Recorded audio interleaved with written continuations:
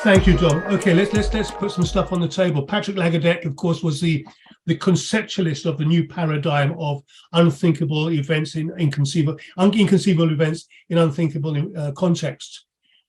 But he was writing about that in the 1995s. I mean, he was writing that, 20, almost 30 years ago. And one of the questions I will ask you later on is, where are the new conceptualists? Do we need the new conceptualists of strategic risk and crisis management now, as we had in the 1995s?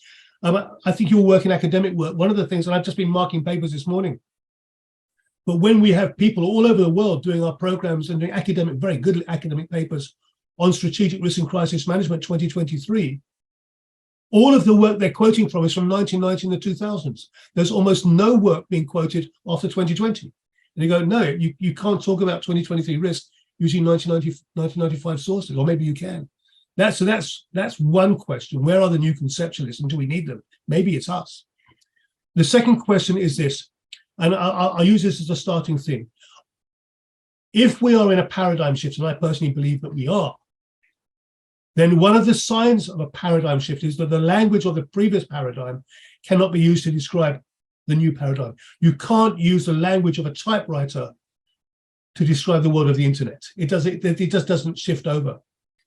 I'm sure that all of you are experiencing that and observing that. We're searching for a language to conceptualize and articulate what the hell is going on, and that's both in the risks and the threats and in terms of weather patterns, for example, climate change, etc., etc. Marta, do you feel that we're 4-year-olds playing with fire? I mean, do we conceptually understand what this means, or is this just this generally, to use another Patrick Lagardère phrase, is this the and I've forgotten the bloody phrase now. This is the empty page, the terra incognita, the unknown language that we're moving into now. Do we have a roadmap for this? Do we have a conceptual framework to manage this? I think one of the problems now is that technology is advancing at a higher speed than we can actually control. And ChatGPT is a great example. I think there is a lot of potential there, but I don't think we are ready to understand this tool.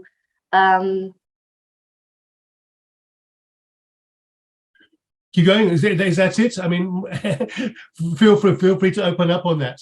No, I was happy that my colleagues could also contribute. Yeah. Okay. So, Marta, I agree. I think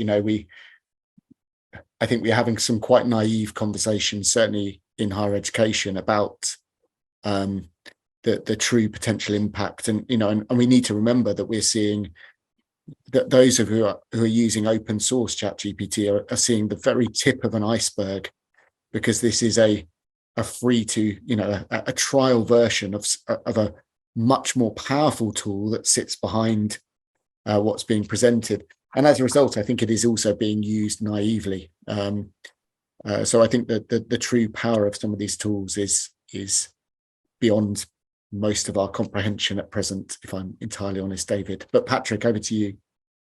No, I agree. I mean, if we're looking and talking about AI, and we're talking also about ChatGPT, we really are only now beginning to understand, let alone, how can I say, perceive the depth and the breadth of what is coming along. Certainly, what ChatGPT has done is to put this revolution on the forefront. It has brought it to the mainstream. As David had indicated in the beginning, it's a revolution that has been brewing for some time. Now, all of a sudden, boom, we're all hit by it, and we're trying to understand and navigate what it all means. And it will certainly take time.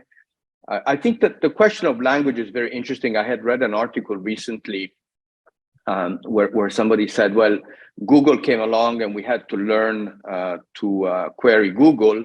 And now ChatGPT comes along and we have to develop, understand, learn a new language. So all of these revolutions are bringing along language questions. I think that is interesting. But I think the other thing that is interesting about language, and then we can quickly reference back to crisis management, is that not only do we need to develop a language, but we also need to develop a common understanding of the words. And part of the problem that we have is that words are used, but not everybody attributes the same understanding to them. And this is a huge issue. In my mind, it's a huge issue. I give a very simple example. Even when I talk to clients, clients are unable to distinguish between emergency and crisis. So let's take that, a few steps further down the road, and we understand the challenges that we're facing just simply with language.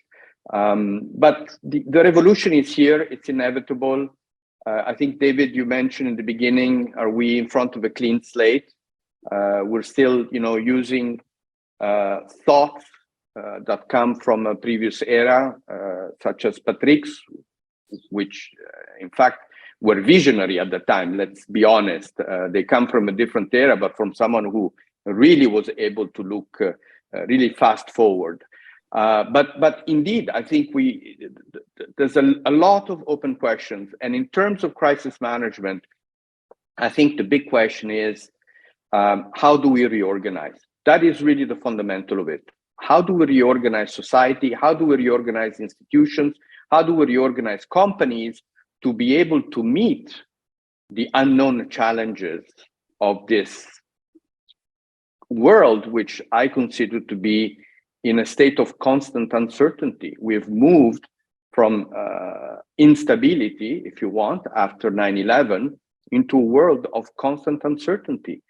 And from a crisis management perspective, of course, Patrick has said for a long time, our toolbox is inadequate. It applies to a different era. Well, what is the toolbox we need today? And there is some thinking in terms of we need to focus on people, we need to focus on mental fitness, but I am also convinced that we have an organizational problem. The organizational structures that we have put together, our crisis management teams, with all that goes with it, which were fine to meet the challenges of what we could call traditional crisis, are no longer adequate to meet the complexity of the challenges that we're facing. And that's one area that I think AI can certainly contribute. We have to understand how we get there. But I would just like to read a quote, and then I'll leave the floor, which struck me. And it was in a recent article in the FT, this Israeli neuroscientist, Moran Serf, who said, "Our brains are good at living in the here and now, but it is difficult for our brains to contemplate catastrophe or high risk and low probability events. We live in a world that is too complex for our brains to process. We struggle to make the necessary connections and identify significant patterns."